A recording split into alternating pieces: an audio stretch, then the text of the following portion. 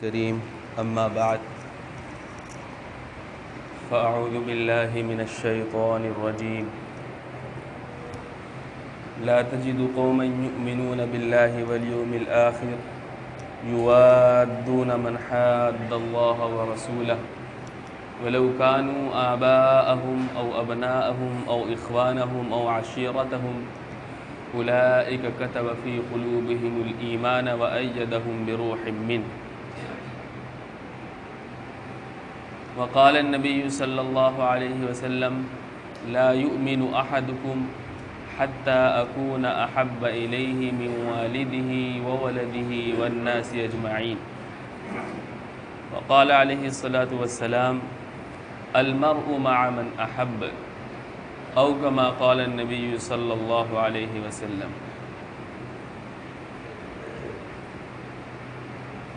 اللہ کا بے حد شکر اور احسان ہے کہ اس نے ہمیں ایمان کی دولت عطا فرمائی، اور الحمدللہ ہم ایمان والے ہیں، مومن ہیں۔ ایمان کی یہ قیمتی متاع اور یہ قیمتی دولت ہمیں اپنے پیارے پیغمبر جناب محمد مصطفیٰ صلی اللہ علیہ وسلم کے ذریعے عطا فرمائی اور آپ کی امت میں مبعوث فرمایا۔ جناب رسول اللہ صلی اللہ علیہ وسلم کا غلام ہونا، آپ کی امت میں ہمارا پیدا ہو جانا، یہ اللہ کا بہت بڑا انعام ہے، اور اس انعام پر ہم جتنا شکر ادا کریں اللہ کا وہ کم ہے۔ جناب رسول اللہ صلی اللہ علیہ وسلم کی ذات گرامی پیغمبر ہی نہیں بلکہ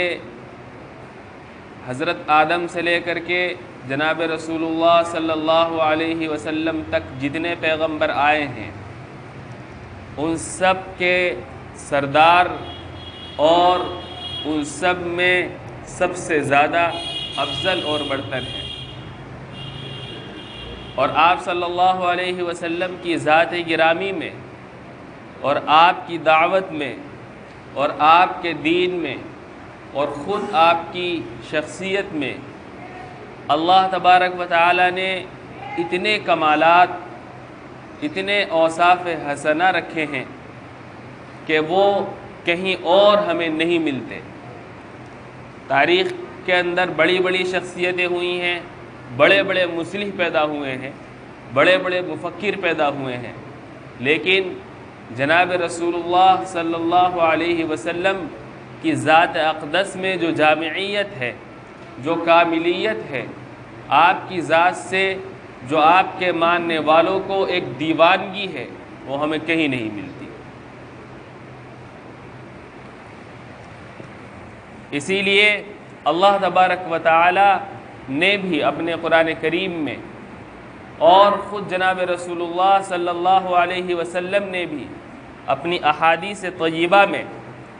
یہ بات ارشاد فرمائی ہے کہ اے ایمان والو، اس وقت تک تمہارا ایمان کامل اور مکمل نہیں ہو سکتا جب تک کہ میری ذات یعنی رسول اللہ صلی اللہ علیہ وسلم کی ذات تمہیں دنیا کی تمہاری جتنی محبوب چیزیں ہیں، تمہاری اولاد ہے، تمہاری جان ہے، یہاں تک کہ سارے انسان ہیں، ان سے زیادہ میں محبوب نہ ہو جاؤں۔ لا یؤمن احدکم حتی اکون احب الیہ من والدہ وولدہ والناس اجمعین۔ تم میں سے کوئی اس وقت تک مومن کامل نہیں ہو سکتا یہاں تک کہ میں اس کے نزدیک اس کے والد سے، باپ سے، اس کی اولاد سے اور ان کے علاوہ دنیا میں جو بھی لوگ ہیں ان سب سے زیادہ محبوب اور نہ ہو جاؤ۔ اور یہ واقعہ ہے کہ جناب رسول اللہ صلی اللہ علیہ وسلم سے جتنی محبت کی جاتی ہے اور جتنی کی گئی ہے، دنیا میں کسی بھی شخص سے ایسی محبت نہیں کی گئی۔ آپ کے صحابہ کرام جو جانثاری اور فداکاری میں کمال رکھتے تھے، ان کو آپ صلی اللہ علیہ وسلم سے عشق بھی کامل درجے کا تھا۔ ایسا عشق تھا اور ایسی محبت تھی کہ جس طریقے سے جناب نبی کریم صلی اللہ علیہ وسلم پر نبوت ختم ہو گئی، اچھے اخلاق اور اوصاف اتنی جامعیت کے ساتھ ختم ہو گئے، آپ صلی اللہ علیہ وسلم کی محبت جو صحابہ کرام پر تھی، صحابہ کرام کے دلوں کے اندر تھی، وہ محبت بھی آپ صلی اللہ علیہ وسلم پر ختم ہو گئی۔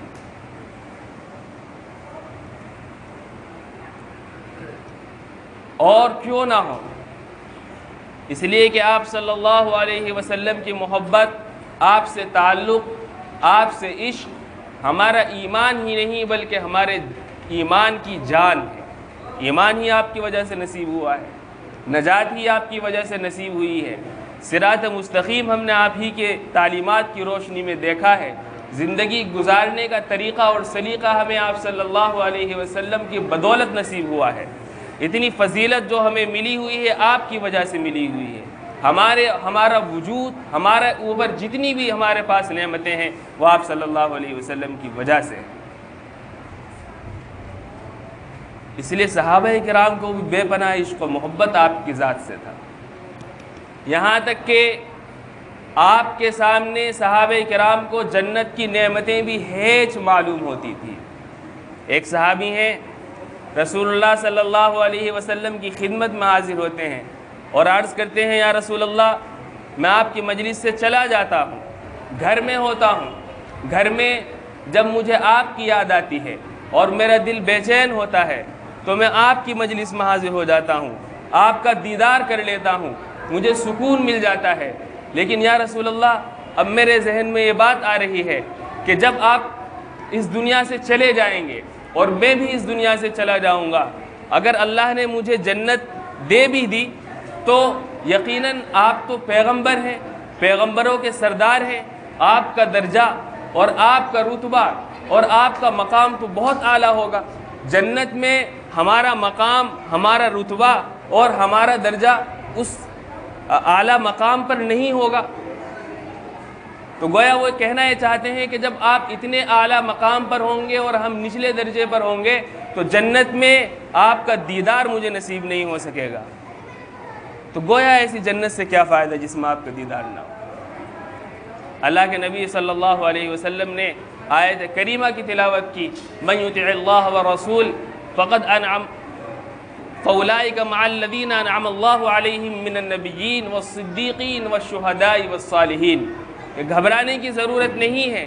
جو اس دنیا میں اللہ اور اس کے رسول کی اطاعت کرے گا تو اس کو اس کی پرواہ نہیں ہونی چاہیے، اس لیے کہ وہ قیامت کے دن ان لوگوں کے ساتھ ہوگا جن کے اوپر اللہ تبارک و تعالیٰ نے اپنا انعام فرمایا ہے، اور وہ انعام یافتہ لوگ نبی ہیں، صدیقین ہیں، شہداء ہیں، صالحین ہیں۔ تو قرآن نے واضح کر دیا ہے کہ اگر اطاعت خداوندی اور اتباع نبوی ہوگی تو قیامت کے دن اس کا حشر جنت میں اس کو نبیوں کا، صدیقین کا اور شہداء کا ساتھ ملے گا۔ ایک صحابی آپ صلی اللہ علیہ وسلم کی خدمت میں آئے اور انہوں نے عرض کیا، یا رسول اللہ، قیامت کب آئے گی؟ اللہ کے نبی نے فرمایا، تیرا بھلا ہو، قیامت کے لیے تو نے کیا تیار کر رکھا ہے؟ یعنی قیامت تم پوچھ رہے ہو، اصل یہ نہیں پوچھنا چاہیے، اصل یہ پوچھنا چاہیے کہ قیامت کی تیاری کے لیے ہمیں کیا کرنا ہے۔ قیامت تو آئے گی یقیناً، اس میں تو کوئی شک ہی نہیں ہے۔ تو انہوں نے کہا، صحابی نے، کہ اے اللہ کے رسول، اور تو کچھ میرے پاس ہے نہیں سوائے اس کے کہ مجھے اللہ سے اور اس کے پیغمبر سے محبت ہے۔ اللہ کے نبی نے فرمایا، تو بس المرء مع من احب، تمہارا انجام اسی شخص کے ساتھ ہوگا جس کے ساتھ تمہاری دنیا میں محبتیں وابستہ ہیں، دل کا تعلق وابستہ ہے۔ حضرت ابو ذر غفاری رضی اللہ تعالی عنہ نے رسول اللہ صلی اللہ علیہ وسلم سے پوچھا، یا رسول اللہ، کہ اگر کوئی شخص کسی قوم سے محبت کرتا ہے لیکن اس کا عمل اس قوم کے جیسا نہیں ہے، تو اللہ کے نبی نے صلی اللہ علیہ وسلم نے فرمایا کہ اس کے باوجود المرء مع من احب، انسان اسی کے ساتھ ہوگا جس کے ساتھ وہ محبت کرتا ہے۔ صحابہ کرام کہتے ہیں کہ آپ صلی اللہ علیہ وسلم کا یہ ارشاد سن کر کے کہ انسان کا حشر ان لوگوں کے ساتھ ہوگا جن کے ساتھ وہ محبت کرتا ہے، ہمیں اتنی خوشی ہوئی کہ ہمیں کسی اور چیز سے اتنی خوشی نہیں ہوئی۔ اس لیے کہ صحابہ کرام آپ صلی اللہ علیہ وسلم سے بے پناہ محبت، اعلیٰ درجے کا عشق کرتے تھے، اس لیے وہ جنت میں بھی آپ کی جدائی اور آپ سے الگ رہنا گوارا نہیں کر سکتے تھے۔ بے شمار حضرات صحابہ کرام کے آپ کی محبت کے جانثاری کے فداکاری کے واقعات ہیں۔ حضرت خبیب رضی اللہ تعالی عنہ کو مشرکین مکہ نے گرفتار کر لیا۔ جنگ بدر جب ہوئی تھی تو ان کے کچھ لوگ مارے گئے تھے، ان کا بدلہ لینے کے لیے حضرت خبیب کو گرفتار کر لیا گیا اور ان کو اذیت اور تکلیفیں پہنچائی گئیں، اور ان تکلیفوں کے پہنچانے کے بعد ان کو باہر میدان میں لایا گیا تاکہ ان کو قتل کر دیا جائے۔ تلوار سامنے ہے، قتل کرنے والے بھی سامنے ہیں۔ مشرکین مکہ پوچھتے ہیں، اے خبیب، کیا تم پسند کرتے ہو کہ تمہاری جگہ محمد صلی اللہ علیہ وسلم ہوتے اور تم اپنے گھر میں اپنے بچوں کے ساتھ، اپنے اہل و عیال کے ساتھ اپنے گھر میں رہتے؟ اس وقت حضرت خبیب فرماتے ہیں کہ مجھے یہ بھی پسند نہیں کہ میں اپنے گھر میں رہوں اور جناب محمد مصطفیٰ صلی اللہ علیہ وسلم کے پاؤں میں ایک کانٹا بھی چبھ جائے۔ حالانکہ ایسے موقع پر جب جان جانے کا پورا خطرہ ہو تو اس وقت قرآن سے معلوم ہوتا ہے کہ اگر انسان ظاہری اعتبار سے کلمہ کفر کہہ دے تو اجازت ہے جان بچانے کے لیے، دل ایمان پر مطمئن ہو۔ سامنے اگر معلوم یہ ہو رہا ہے کہ اگر ہم اس طریقے کا کوئی کلمہ نہیں کہیں گے تو ہماری جان چلی جائے گی، جو کلمہ کفر ہے، اجازت دی ہے قرآن نے، لیکن انہوں نے یہ بھی گوارا نہیں کیا، عزیمت پر عمل کیا اور کہا کہ مجھے یہ گوارا نہیں کہ میں اپنے گھر میں ہوں اور رسول اللہ کے پاؤں میں قدم مبارک میں ایک کانٹا بھی چبھ جائے۔ یہ تھا ان صحابہ کرام کا عشق رسول، محبت رسول، رسول اللہ صلی اللہ علیہ وسلم کے ساتھ ان کی دیوانگی۔ حضرت زید ابن دسنہ رضی اللہ عنہ، یہ ایک صحابی ہیں، مکے والوں نے ان کو گرفتار کیا اور ان کو جب قتل کرنے کی تیاری ہونے لگی مکمل، ابو سفیان جو اس وقت تک مسلمان نہیں ہوئے تھے، انہوں نے کہا کہ زید کیا ہی اچھا ہوتا کہ تمہیں چھوڑ دیا جاتا اور تمہاری جگہ محمد صلی اللہ علیہ وسلم کو قتل کر دیا جاتا۔ انہوں نے عرض کیا کہ ہمیں یہ گوارا نہیں ہے کہ رسول اللہ صلی اللہ علیہ وسلم کی ذات پر ذرا سی بھی آنچ آئے اور ہماری جان سلامت رہے۔ اور یہ عشق رسول اور رسول اللہ کی محبت بڑی بڑی احادیث میں آپ پڑھتے جائیں، اندازہ ہوگا آپ کو کس قدر آپ صلی اللہ علیہ وسلم سے محبت کی گئی ہے، آپ سے عشق رکھا گیا ہے، اور یہی ہمارے ایمان کی جان ہے۔ ایک عورت ہے، جنگ احد میں یہ واقعہ مشہور ہو گیا کہ آپ صلی اللہ علیہ وسلم کی وفات ہو گئی، شہادت ہو گئی۔ وہ عورت پردے میں سے نکل کر کے آئیں اور انہوں نے، عورتیں شور مچانے لگیں، چیخنے چلانے لگی کہ رسول اللہ صلی اللہ علیہ وسلم کی شہادت ہو گئی ہے۔ وہ عورت پردے میں سے نکل کر کے آئیں، انہوں نے کہا میں تحقیق کر کے بتاتی ہوں۔ ابھی میدان جنگ کی طرف جا رہی ہیں وہ، معلوم ہوا کہ اس جنگ کے اندر تمہارے بیٹے کی بھی شہادت ہو گئی ہے۔ کچھ اور آگے چلی، معلوم ہوا کہ تمہارے باپ کی بھی شہادت ہو گئی ہے۔ کچھ اور آگے چلی، معلوم ہوا تمہارے بھائی کی بھی شہادت ہو گئی ہے۔ کچھ اور آگے چلی، معلوم ہوا تمہارے شوہر کی بھی شہادت ہو چکی ہے۔ یعنی اس جنگ میں باپ کی بھی شہادت ہو گئی، بیٹے کی بھی شہادت ہو گئی، شوہر کی بھی شہادت ہو گئی، بھائی کی بھی شہادت ہو گئی۔ 4 شہادتیں ایک عورت کے اوپر ہوئی ہیں۔ لیکن جب وہ سنتی تھی کہ فلاں کی شہادت ہوئی، کہتی تھی کہ رسول اللہ صلی اللہ علیہ وسلم کے بارے میں بتائیے، آپ کی آپ خیریت سے ہیں یا نہیں ہیں۔ یہاں تک کہ اس عورت نے جب آپ صلی اللہ علیہ وسلم کا چہرہ دیکھا تو وہ پکار اٹھی، کل مصیبت بعدک جلل یا رسول اللہ، اللہ کے رسول آپ زندہ ہیں، آپ کا چہرہ دیکھ لیا، آپ کے چہرہ دیکھنے کے بعد میں جتنی مصیبتیں ہیں سب ہیچ۔ ایک عورت کا اللہ کے رسول صلی اللہ علیہ وسلم سے یہ عشق۔ عروہ صلح حدیبیہ کے موقع پر آپ صلی اللہ علیہ وسلم کی خدمت میں آتے ہیں صلح کرانے، اور وہاں پر صحابہ کرام کے عشق اور محبت اور آپ صلی اللہ علیہ وسلم پر ان کی دیوانگی کو دیکھتے ہیں، اور جا کر کے مشرکین مکہ کو جو رپورٹ وہ پیش کرتے ہیں، وہ کہتے ہیں کہ اے مشرکین مکہ، اے مکے والو، میں نے قیصر اور کسریٰ کے دربار بھی دیکھے ہیں، بڑے بڑے بادشاہوں کے پاس میں گیا ہوں، لیکن محمد کے ساتھیوں کو محمد سے جو محبت ہے، جو عشق ہے، جو ادب و احترام ہے، وہ میں نے کہیں نہیں پایا۔ اگر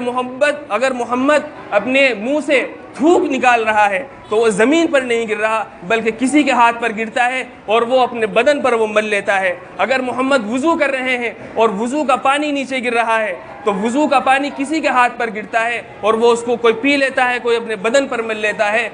میں نے کبھی بھی کسی بھی بادشاہ کے ساتھیوں کا اس قدر اپنے بادشاہ سے یا اپنے بڑے سے اتنا والہانہ تعلق میں نے نہیں دیکھا۔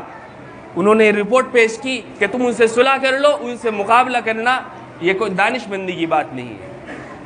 یہ تو صحابہ کرام کے واقعات ہیں، بھرے پڑے ہیں۔ اس گئے گزرے دور میں بھی، اس گناہ والے دور میں بھی ایک ایمان والا، کمزور ایمان والا بھی اپنے باپ کے لیے کوئی غلط بات برداشت کر سکتا ہے، اپنی ماں کے لیے، لیکن رسول اللہ کی ذات کے اوپر جب کوئی بات آتی ہے تو کوئی کتنے بھی کمزور ایمان والا ہو وہ برداشت نہیں کر سکتا۔ اس سے معلوم ہوا کہ ابھی مسلمان اتنے بھی گئے گزرے نہیں ہیں کہ رسول اللہ کو کوئی کچھ بھی کہہ لے اور ہم ٹھنڈے پیٹوں برداشت کر لیں، ایسا نہیں ہوتا۔